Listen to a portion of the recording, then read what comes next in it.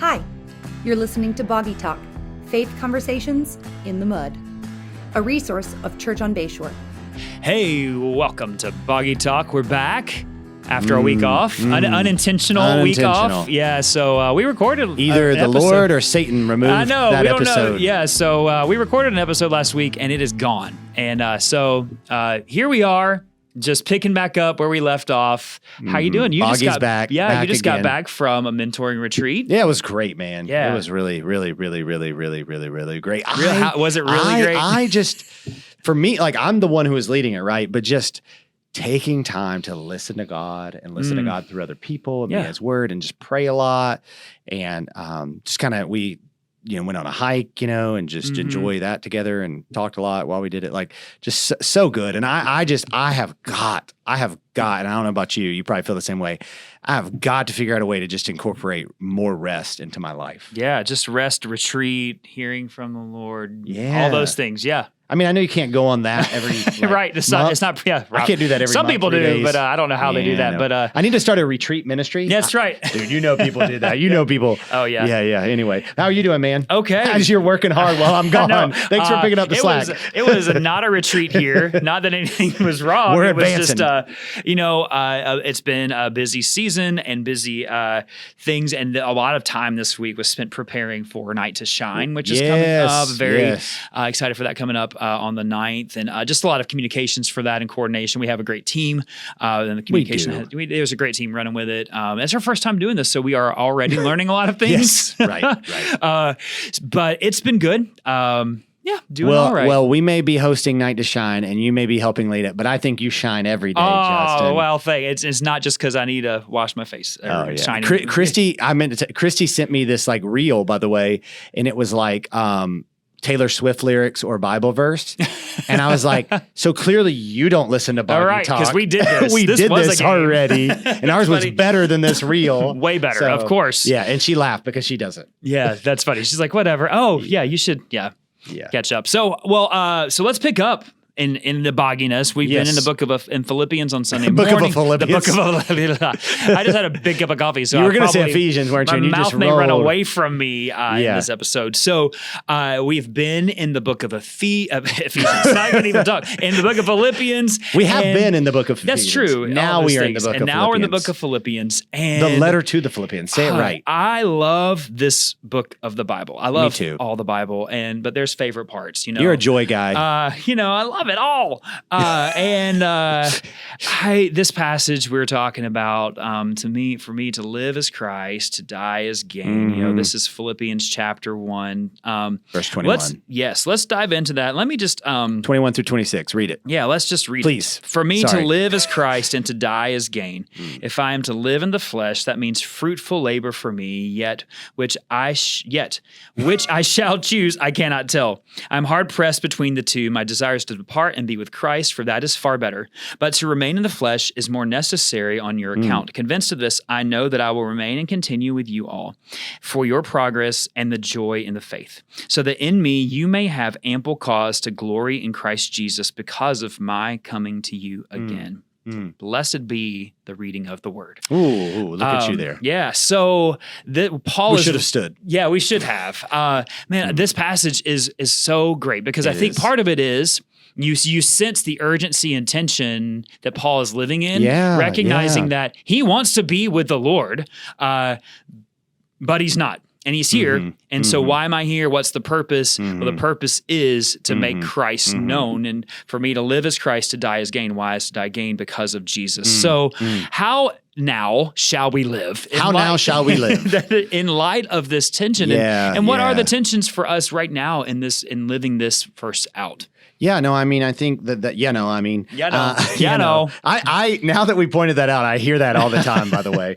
I think that, if you follow the text, he's going to go into Philippians 2 next. That does come after 1. Yeah, and he's going to talk about how we should have this mind in ourselves, that of Christ Jesus, who being in very nature God, did not consider equality with God something to be grasped, but emptied himself, taking on the form of a man, became a servant to the point of death on a cross. And so when he's talking about to live as Christ, that's what he's saying. He's saying really sacrifice and service. And I think this really captures Christianity. And therefore, but that shows our flesh, right? Because our lives, if dying is gain, our lives are just about serving others and denying ourselves in every way, in every relationship. And so, like, I know, yes, we need to be strengthened and we need to be renewed and we need Christ to do that. But like, I think we are in a world where it is all about we are the master and we are in control of our life and not about denial of self. And Christ denied himself. Yeah, he did. I mean, and his me care was time with God. Yeah, that's so we are like me care is my time to do Self-care, whatever I want sorry, to. not Yeah, me care. self-care. We might need some self-care. I was like me to get care. back. I think that's a good way to poke fun of it. Me care. Me care, I sorry. thought that's what you were doing. I thought you were No, kind of I wasn't about trying to be mean. You know, but this really does just it's not just countercultural. It's like counter sinful nature. You know? I was gonna say it's counter-human because to be human, like God's created us in counter image, patterns so of this world, right? Yeah, because we just want not just the immediate gratification, but we want the reward now, and we recognize, like, I think we have to recognize that is our default in sin. It's like to want the reward now. Yeah. And Paul in this is content to say, like, I want the reward, and the reward is Jesus. So when I die, I'm with him. But if I'm here living in the flesh, there is fruitful labor for me. Yeah. And so I think that immediate gratification we seek is it will every time fall so short of it will fall so short of the ultimate gratification that comes from Christ. And I was having a conversation with someone, you know, like some people do like word of the year, like, and I think that's a valuable thing. Like I kind of have the theme of this year, and this person too was like, hey, my words is like, no way. Like that's kind of my theme for this year was just discipline. You don't find people being like, mine's Frisbee. There you go. Just play more Frisbee. Yeah, that's right. But like, you know, just kind of as the theme, you don't ever find people being like, my word for the year is die to self. You know, well, that's because that's 3 words. Yeah, no one's word of the year. My word for the year die. is death. You know, like, and it's rarely service. Even to make your point, I just hear the word serve. Yeah, like it's usually children's like, ministers' ears perk up. Yeah, right? yeah. It's usually more like self, like even discipline. Like my motive in being disciplined is because I want to be more effective for the kingdom. You want to be a better servant. Yeah, exactly. And but also there's some flesh in there too. That's like I know I could be better at this, and I would be less tired if I were more disciplined. Yeah, exactly. Right? Yeah. You know, if I didn't eat ice cream every night, or if I did exercise, like I know, like those kinds of things are important. But I think it's just so easy to move the target off of this because part of the reason it's so easy is because our flesh is right there. You know, saying gratify, live for now. Yeah. Our world is, you know, our culture, even just our community. And I don't mean this like just the cultural currents of our community. I don't mean like the community, but just here, even isolated in this community, there's just currents of instant gratification. Get it now, whatever you can. You're right. Without the long-term, like long distance look ahead to what the eternal reward is. Can I say that our service is not unconditional? That's the issue. Yeah. Like Christ demonstrated unconditional surrender to God. Yeah.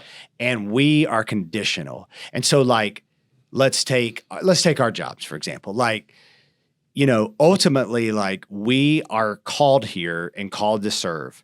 And that should be irregardless of what we're paid. Right. Now I'll get to kind of the other side of this in a moment, but like, I feel like too many people in ministry today are like, well, I'm not doing this if they don't pay me enough, right? Like, and I'm not doing that. And I don't mean like if I don't provide for my family, just like, it's not this like, I trust God, right? Like I trust God to care for me. And I realize sometimes I'm going to deny myself in that. And so let's take it to marriage and like, and so I'll just go ahead and hit that. Sorry. Like, but should like the church family be like, hey, we want to take care of our staff, like, and we want to sacrifice. Yeah, of course, but it's not on us to make sure that people are serving us and recognizing us and appreciating us. And I feel like even in ministry, so many people's like, I was talking about ministry fallouts 2 weeks ago. It's like Christ isn't enough, right? And I know worldly wisdom and like it is hard to press on if you're not if you're not taken care of and if you're like, I get it. Right. I'm not, but I just feel like we've gone too far the other side. And like marriage, right? Like somebody was giving marriage advice the other day about somebody who kind of, the wife had left the guy and he was like, you just gotta, like, you didn't romanticize her. You didn't do all that. And I'm like, that's true. That's true. But also like, who's telling her she's a believer and she shouldn't be like, you didn't take me on enough date nights, so I'm out. Yeah. Like, now again, should he, as a husband, Right. Yeah, it doesn't negate the responsibility. Should she, like out of service, we should be doing that for the other person, right? But we shouldn't be doing that for the other person. We shouldn't be serving this church being like, they better pay me. Yeah, give me what I need. Right. We shouldn't be serving our spouse saying, well, they better serve me back, right? Like, and I feel like we, transactional, you've used that phrase, like, I feel like instead of to live as Christ I gain, it's like to live is like mutual, this transactional relationship. It took me a minute to get there. Yeah, no, I'm sorry. Hopefully you're still with me. Yeah, maybe so. Maybe so. Yeah. But you're right. Is this transactional relationships, transactional ministry, transactional service? And like, so, you know, if people, I'll use ministry, like serving in ministry as an example. Like if we have people volunteering to serve in ministry, like that's not licensed to take them for granted or to berate them, but it is like, but also people should be serving without the expectation of reward. But we also should honor those and bless those. And, you know, it is this mutual relationship and service in the ministry. And I think like what we have to do, like we can't be responsible for others' reactions. We can be responsible for our own. And so in this, like the question is in marriage, am I to live as Christ, to die as gain? Right. In my job, am I to live as Christ, to die as gain? Right. In my parenting, in my goals, like even like if you're making 10-year, 20-year, 30-year goals, is the overall goal That's like good. To live as Christ, to die as gain? So is there anything wrong with a 30-year plan for retirement? No.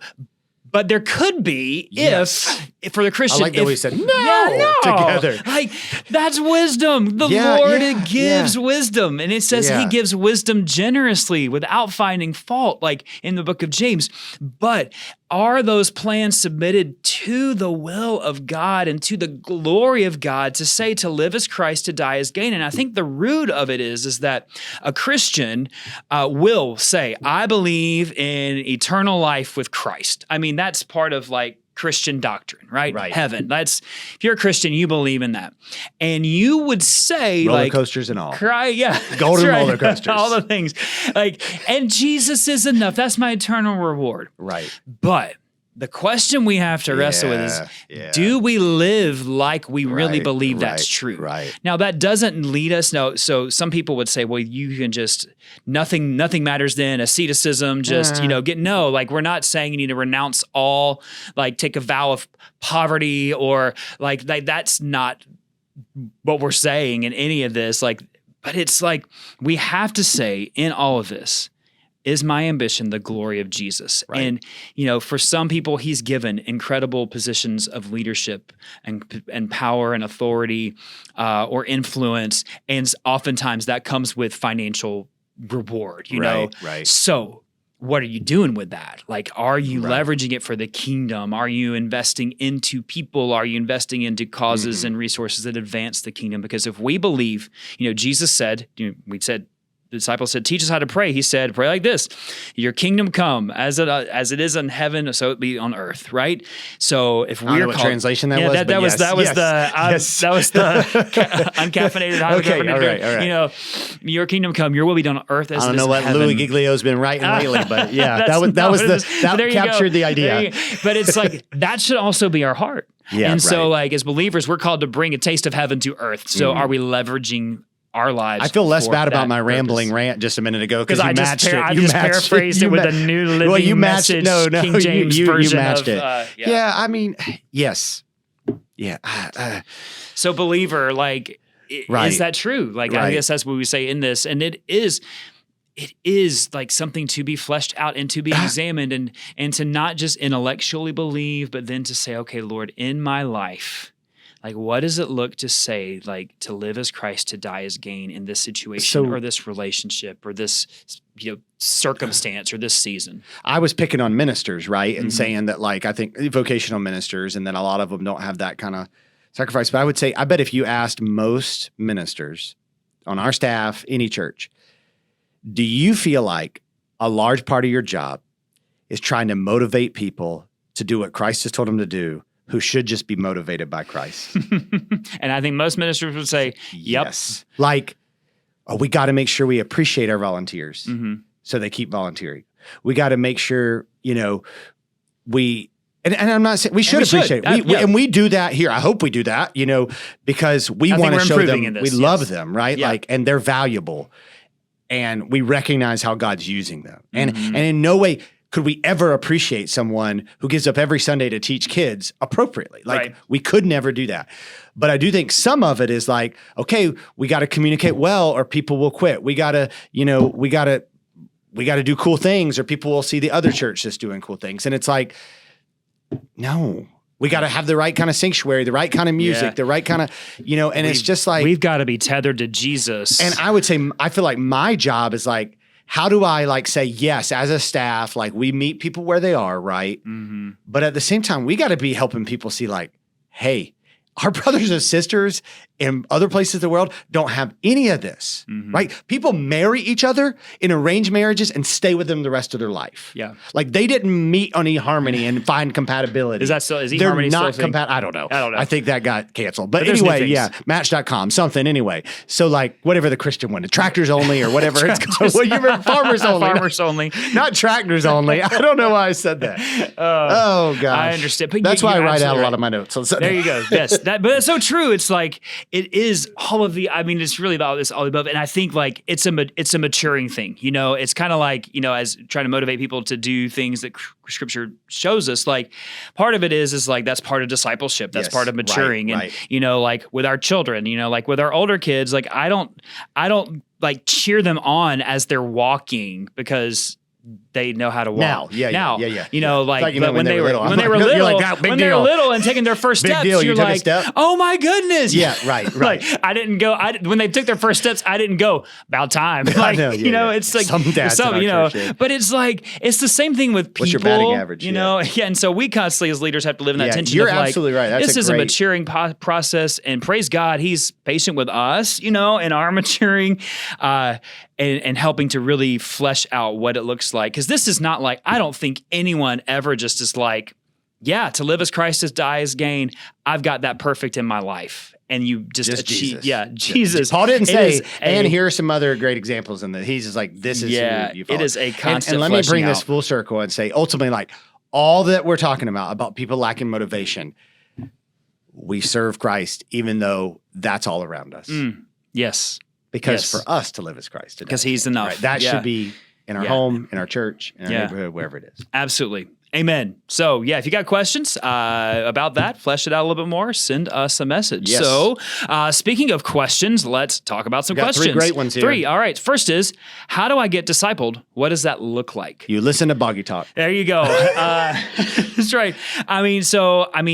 First of all, recognize that, like, if you're consuming any kind of, like, resources, whether it's podcast or teachings from another church, like, you're being discipled by everyone's being discipled, even if Disney? it's whatever you're paying attention to. Follower learner, right? Yes, you are.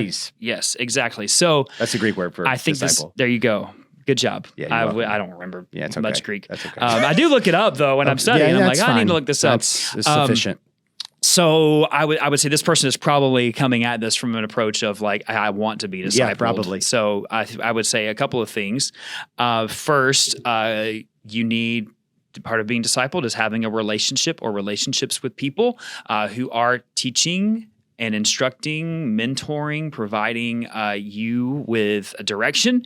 Disciple, the root is the discipline, it's training. And so I think implicit in that is probably someone who's ahead of you in life, whether it's by age or just maturity. So it needs to be someone more mature than you, pouring into them. Now, I would say as someone who has discipled people and been discipled, like, there is a mutual. I learned things. I'm glad from you people. clarified it was people that you disciple. Yeah, that's not just animals. Yes. I don't deal with animals. Yeah. But I have Ozzy's your disciple, that's right. right? Oh my goodness, he's a bad one. Yeah. Running out the door. So I would say it also, I mean, I learn a lot from people that I'm in that relationship with, like because that's a disciple is a constant learner. I would say that was the most like basic white banter we've ever had on Boggy Talk, by the way. He's a bad disciple, Ozzy. That dog. I know. The fact that I knew your dog's name. Anyway. Okay. Yeah. Anyway. Good And names. then, so, and in the context of community, part of discipleship is the accountability, like someone being able to speak truth into your life, potentially calling out, issues or like, hey, I see this. And I think that a lot of people who would say, well, I watch this church online, like you're going to be missing that. And it needs to be, of course, hopefully this is it's centered around the word. But also there's a practical, being discipled is how do you flesh out the word? So there is a practical discipling in that of whether it's, someone in parenting or career, like all those things too. Relationship is key. Yeah, I mean, intentionality with proximity is something I say. So somebody who you're in an intentional relationship with and you're with on an ongoing basis, so they're seeing your life. The more they can see, like, because it's one thing to talk about marriage, it's another thing if they're in your home and they see your wife interacting or all those things. I think programs are out there, but we say people make disciples, not programs here. Like, and we say that because it's true. Yeah. Like, the reality is, it is about, as you said, it's about that time together with each other. Yeah. All right. So, what do you think about Trump winning these Radio silence. So that's not a loaded question at all, is it? So that's a bomb waiting to explode. I think someone's. Was I talking about the question or Trump? Oh man, I think that he has won some primaries. I think can I just say that neutral statement? Yeah, neutral. Come on with a neutral. Come on, Switzerland. It's crazy that it's going to be Trump and Biden again, probably. Yeah, it is. Like, what country do we live in? I'm not saying that. Yeah, I'm not saying Trump shouldn't be or Biden shouldn't be. I want you to hear that. I'm just saying the fact that we're there in our country, that these are our choices, our only choices. Here's what I would say. What do I think? One, it doesn't really matter what I think. But I do think for a Christian, it should be. Now, this isn't getting into like which candidate should you vote for as a Christian, all these things.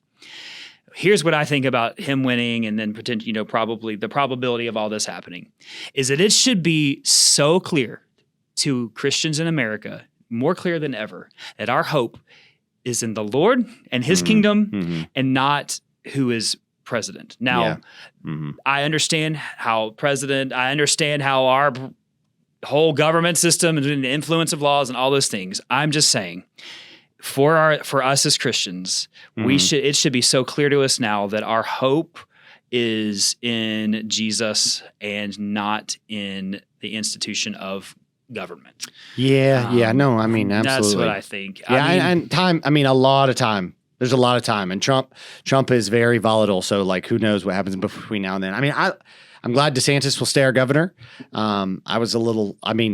His campaign was just weird. Even how he was so negative about Trump, but then he became governor. Politics are weird. He had Trump Politicians are weird. On his baby's crib when he ran for governor. Pastors are weird. Yeah, pastors are weird. Yeah. But so DeSantis, that was his politics. It's just I mean, my hope isn't in that. I think we'll see even more refining in the church of that. I do. The Biden thing's weird too. Like, what is he doing? I have such incredible respect for people of his generation, but I do feel like what we're seeing is like, is he fit? I don't know. And wow. It's strange. It is strange. It is all so strange. And I recognize that I have, a very limited if you have, if you want to discuss that, just email Justin at churchonbayshore.org.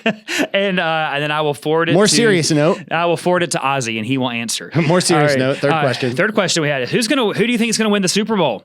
Well, My preseason prediction of Bills versus 49ers is done. Heartbreaking with that Bills-Chiefs game. I was very disappointed. In the Bills. I'm going to guess that the Lions are going to beat the 49ers, even though the 49ers are a better team. And I want the Lions to make it.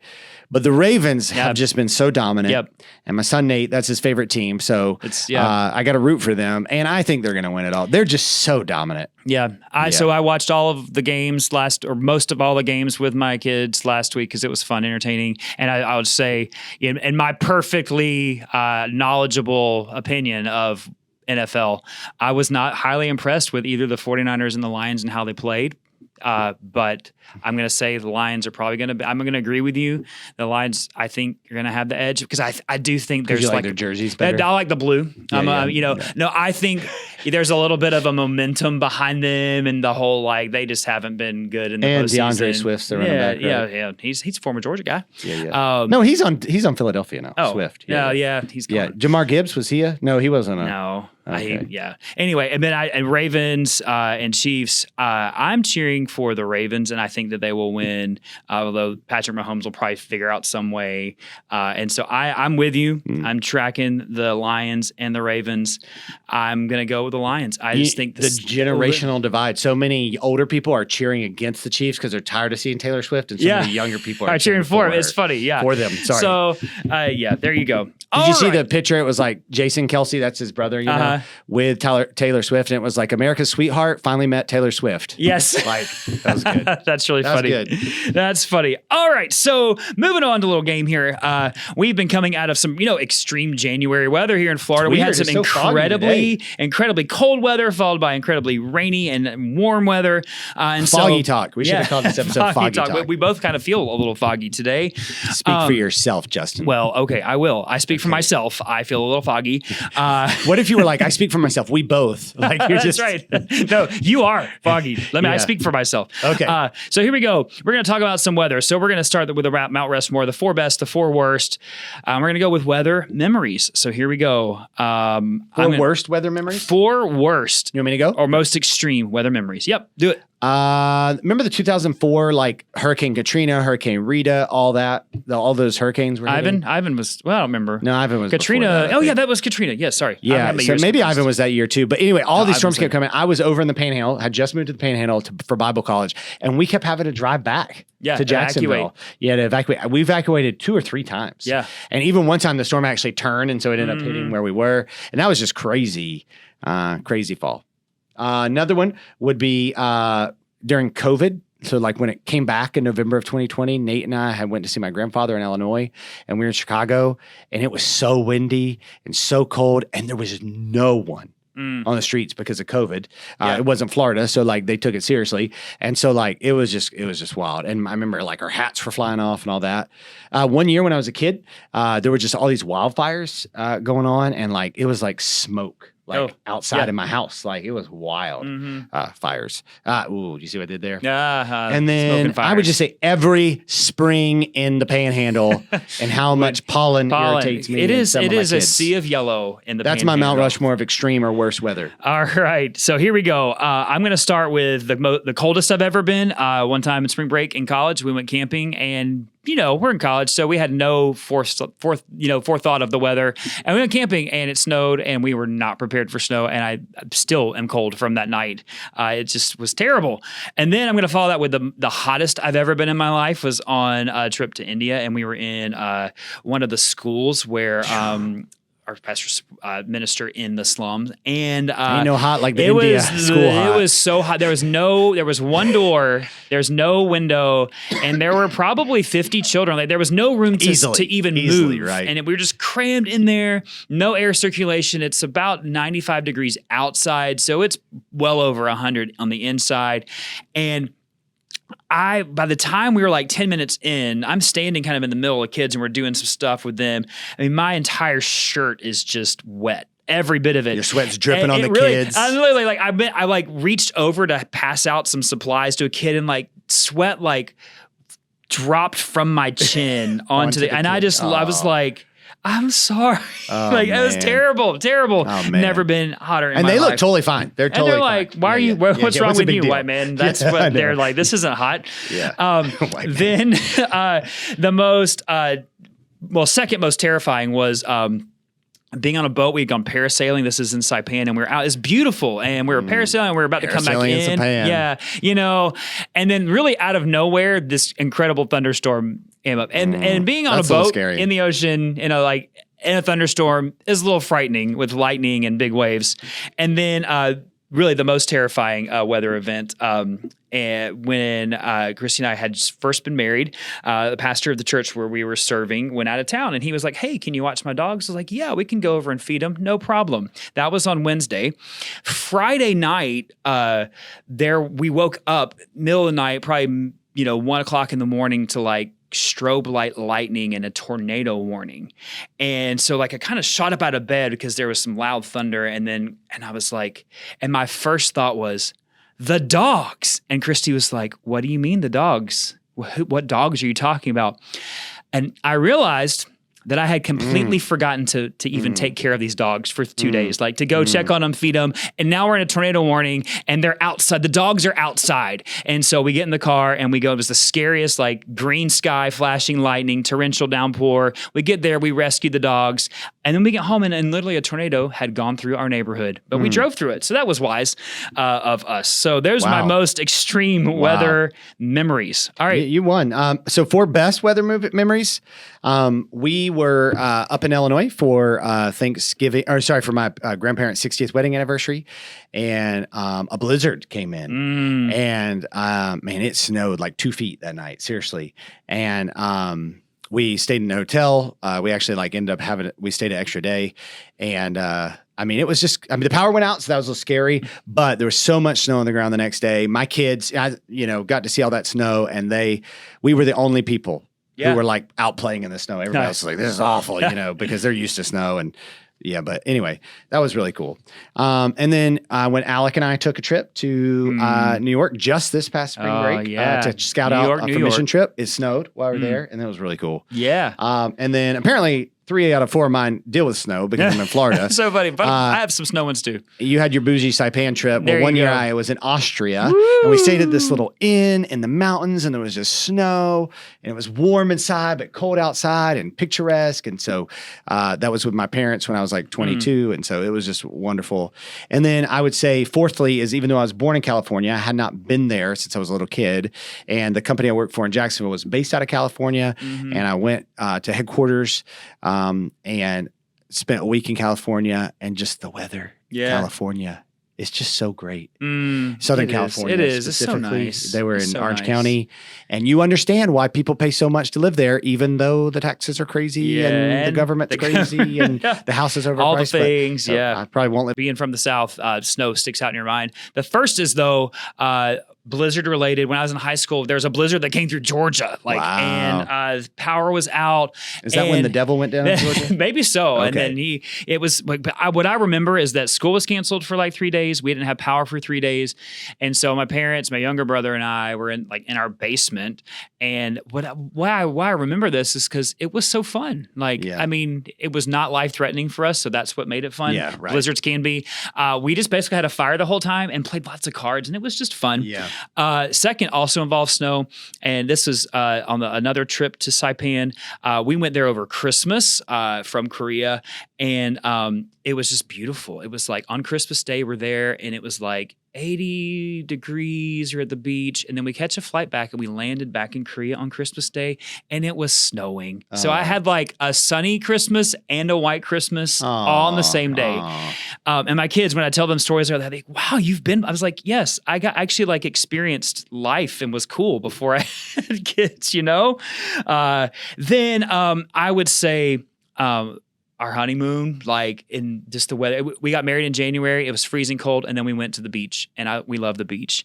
And then I would say basically any day in the month of October in the Florida Panhandle is a good memory because it's rarely raining. Yeah. It's usually like in between the 70s, 80s. There's no humidity. There's no tourists, and it's amazing, and I love it. All right. So 4 places or climates you would like to experience. Here we go. Here's the Mount Rushmore of this. Yeah. Antarctica. I would just like to go to Antarctica. You want to see the penguins? Not when it's like you're going to die, but see the penguins, see how cold it really is. Like, just really enjoy that. I'd like to go to the Maldives in like just the perfect time. That sounds like a place you'd like to go. I would like to go Maldives. there with a book and my wife, and I love my children, but not them. Yeah. And, go there and just experience that. I would love to go skiing like out west, like in the Rockies. I've never been, it's pretty expensive to go, but, I've been in North Carolina skiing. There's like 3 runs. One's black and it's straight ice. down, It's right? Yeah, ice. it's ice. And there's like 70 runs, 200 runs. Man, one of the worst days of my life was the first time I went skiing in North Carolina because I was not good at it and I fell so many times and it was awful. But then I went again a few months later and it was good. So. Yeah. And then I think just I don't know when the ideal time to go out to like Arizona or the desert and just kind of really enjoy that and hike out there. Like that would be really good. I imagine probably like October would be good or maybe like late spring. Yeah. So that was 4, right? That was 4, yeah. Man, those are some great choices. One is the same. I want to go ski in Colorado because I really enjoy skiing. Justin. And let's make it a staff retreat. Let's All figure right, out. guys, let's figure out. We're going to support this church over there. That's right. Just kidding. Yeah, that's right. That happens. A strategic church. That happens all the time. Yeah, all let's the not time. go there. Yeah, let's Next not. episode. I don't want to go to Antarctica. I would like to go to Alaska though, and we have friends, military we who live go there. To the same. We just go to Mumbai over and over again. Right? See the gate of India. I know. That's our. Seen it. People are always like, "Have you been to all these places in India?" I'm like, "No, because we're not." No, it's not where we're going. Yeah, I could extend it for cheap, but I have a family to get back to, right? And exactly. Anyway, to live as Christ. Okay. Yeah. For real. I would love to go, not to stay. I would like to go for a day. And experience like the Amazon. Ooh, because I think it's fascinating and beautiful. I don't want to stay because there's just so many things that can kill you there. But I do want to experience that for like a day or night, just to be like, this would be so awesome. And then lastly, I would love to go to like Switzerland, like in like August, September, beautiful weather, go hiking in the Alps. That's that is also when the flowers are blooming there, the Edelweiss. And so I would just walk around singing Edelweiss. The whole time I'm and my kids would roll their eyes, but they wouldn't be there because I couldn't afford that. So if I were doing that, somebody would be like, "Shut up!" like from far off. They'd be like, I would literally the whole time. The hills are alive. That's good. I would be the first Christy person. might get tired of that, right? I would be the first person to ever do that too. So, no one else has ever gone there and done that. Well, I don't have any answers about the other one, so let's just. I think we're good. Yeah, we're good. Yeah. So hey, we're curious. What are some of your weather memories? We want to fill a segment of Boggy Talk with your best or worst weather experiences. So send it to us, please. Yes. But if you have questions or follow up, or you got topics you think, hey, it would be good to talk about this, we'd love to hear from you. And we'll see you next time. Thanks for listening to Boggy Talk. We are so glad you joined in the conversation. Go ahead and subscribe so you don't miss a beat.